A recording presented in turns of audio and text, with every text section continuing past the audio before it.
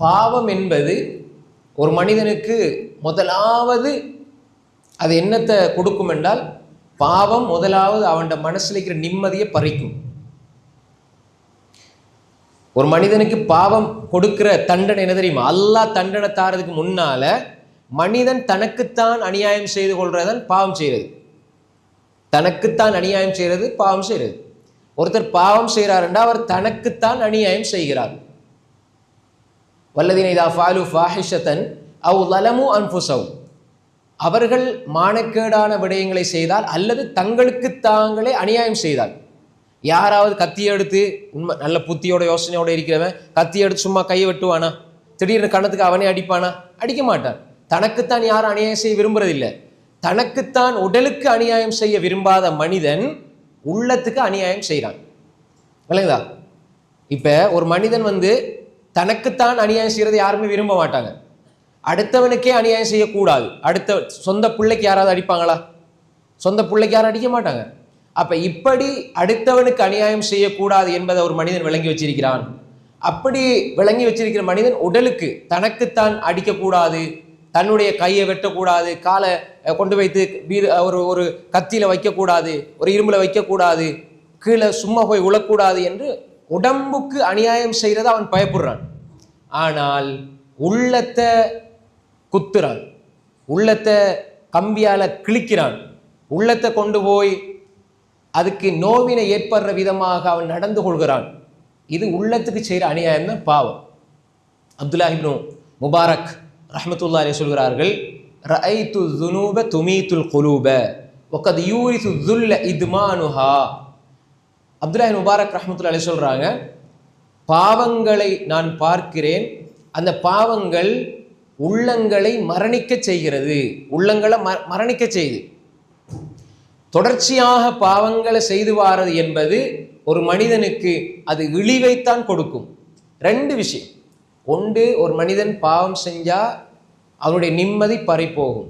நிம்மதி பறிப்போய் பறிப்போய் பறிப்போய் இன்னும் இன்னும் பாவம் செய்ய செய்ய செய்ய அவனுடைய உள்ளத்தில் இருக்கிற அந்த உண்மையான அந்த உயிர் இல்லாமல் போயிடும். பாவம் செய்கிறது நிம்மதியை பறிக்கும். நிம்மதி பறிபோய் அதனுடைய உயிர் பறிக்கப்படும். உள்ளங்கள் மரணித்து விடும். உள்ளங்கள் மரணித்து விடும். இது ஒரு விஷயம். ரெண்டாவது, பாவம் செய்ய செய்ய ஒரு மனிதன் தன்னைத்தான் இழிவுபடுத்தி கொள்கிறான், தன்னைத்தான் அசிங்கப்படுத்தி கொள்கிறான். பாவத்தினால் ஒரு மனிதன் தனக்கு இழிவை ஏற்படுத்தி கொள்கிறான். யாராவது ஒரு மனிதர் மக்களுக்கு முன்னுக்கு பாவம் செய்யறதை விரும்புவாரா? விரும்ப மாட்டார். எப்படியாவது ஒளிச்சு தான் பாவம் செய்வாங்க, அல்லது மக்கள் பார்க்கறத வெறுப்பாங்க. பாவம் என்றாலே அடுத்தவங்க பார்க்கறத வெறுக்கிற நிலையில செய்வாங்க. யாராவது ஒரு பாவத்தை செய்யும் பொழுது யாரும் பார்த்துடக்கூடாது, அல்லது ஒரு பாவத்தை செய்கிற பொழுது யாரும் வந்துருவாங்களோ, யாரும் பார்த்துருவாங்களோ என்று சொல்லி பயந்துமே செய்வாங்க. அப்ப என்ன அர்த்தம்? பார்த்தா நான் அசிங்கப்படுவேன் என்று அவன் நினைக்கிறான். ஆனால் இவர்களையெல்லாம் விட இந்த மனிதர்களை விட எல்லா மனிதர்களையும் படைத்த ரப்புக்கு முன்னால் அவன் மாறு செய்கிறான். அவன் பார்க்கிற பொழுது மாறு செய்கிறான். சாதாரண மனிதர்களை விட அற்பமாக ரப்பை அவன் கருதி விடுகிறான். பார்க்கக்கூடியவர்களில் மிக இழிவான நிலைக்கு அல்லாஹ் அவன் தள்ளி விடுகிறான். அதனாலதான் பாவம் செய்கிறான். இந்த வாப்பா பார்த்தா அசிங்கமா போயிடும், உம்மா பார்த்தா அசிங்கமா போயிடும், மகன் பார்த்தா மகள் பார்த்தா அசிங்கமா போயிடும் என்று சொல்லி நினைக்கிறவன் என்ற ரப்புக்கு முன்னால நான் மாறு செய்கிறேனே அது அசிங்கமா இருக்குமேன்னு அவன் நினைக்கிறது இல்லை. அப்போ உண்மையான இழிவை அவன் எங்கே சம்பாதிக்கிறான்? அல்லாஹ்வுக்கு முன்னால் மாறு செய்கிறான்.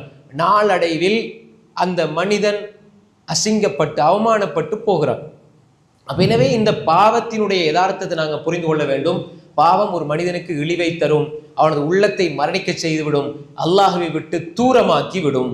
அல்லாஹ் விட்டு தூரமாகினால் அல்லாஹ்வுடைய அன்பை, அல்லாஹ்வுடைய அருளை, அல்லாஹ்வுடைய உதவியை அவனால் பெற்றுக்கொள்ள முடியாது. எனவே அன்புக்குரிய சகோதரர்களே, சகோதரிகளே, தாய்மார்களே, நாம் பாவங்களில் இருந்து எங்களை பாதுகாத்து கொண்டால்தான் எங்களுடைய உள்ளம் ஆரோக்கியமாக இருக்கும், நாங்கள் கண்ணியமாக வாழ முடியும், அல்லாஹ்வுடைய அன்போடு உதவியோடு வாழ முடியும், நாளை மறுமையில் சொர்க்கம் அடைய முடியும். எனவே பாவங்களிலிருந்து எங்களை விடுவிக்க வேண்டும். பாவங்களில் இருந்து விடுவிப்பதற்கு முதலாவது அடிப்படை, நல்ல கவனத்தில் எடுத்துக்கொள்ளுங்க. நான் இப்போ ஒன்றொன்னா பாயிண்ட்ஸில் சொல்லிட்டு வரேன் இன்ஷா அல்லாஹ். நல்லா கவனித்து இந்த விடயங்களை நாங்கள் அப்படியே உள்ளத்தில் கொண்டு வந்து பாவங்களை விடுறதுக்குரிய ஒரு அடிப்படை காரணிகளாக இதை நாங்கள் அமைச்சு கொள்ள வேண்டும்.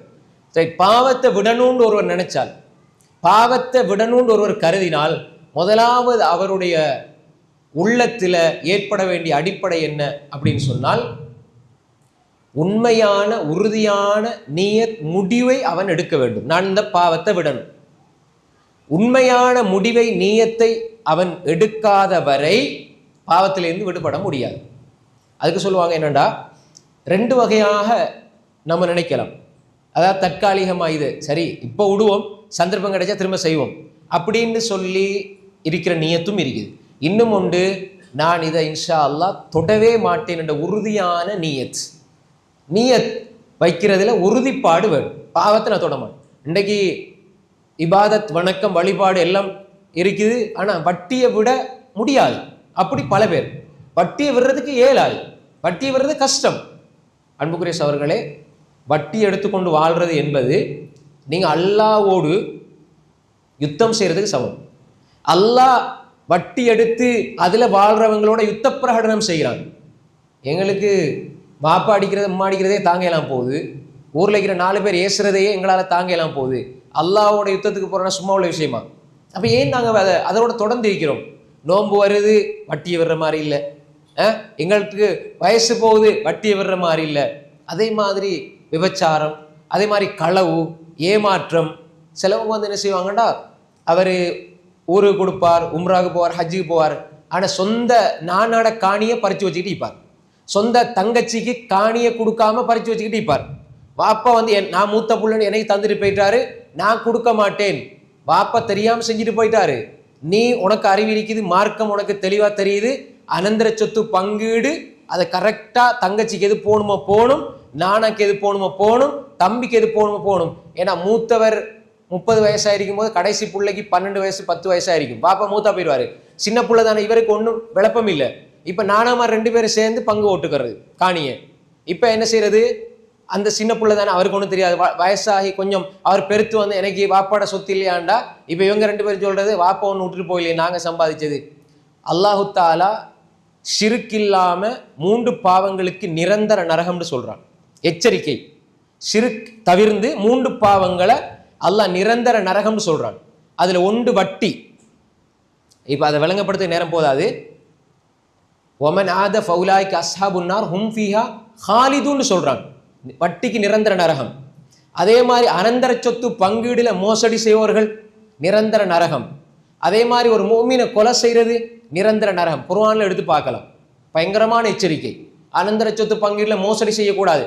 வாப்பா தப்பாஸ் அவர் மார்க் அறிவு இல்லாம ஏதோ விட்டுட்டு போயிட்டாரு, அல்லது ஏதோ வசியத்தின பேர்ல ஏதோ தப்பா செஞ்சுட்டு போயிட்டாரு, அல்லது ஏதோ அவர் புறத்தால தவறு நடந்தாலும் சகோதர சகோதரிகள் அவரை விடுவிக்கணும், பாதுகாக்கணும் என்றா சரியாக அனந்தர சொத்து பங்கீடு செய்து கொடுக்கப்பட வேண்டும்.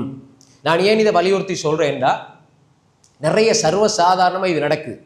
இபாதத்துல எல்லாம் சரி, முன்பின் சொன்ன தொழுவாரு, எல்லாம் செய்வாரு, தர்மம் செய்வாரு, கொடுப்பாரு, வணக்கம் எல்லாம் சரி, குர்ஆன் திலாவத், பிள்ளைகள் 2 பேரும் ஹாஃபிஸ் மௌலவி.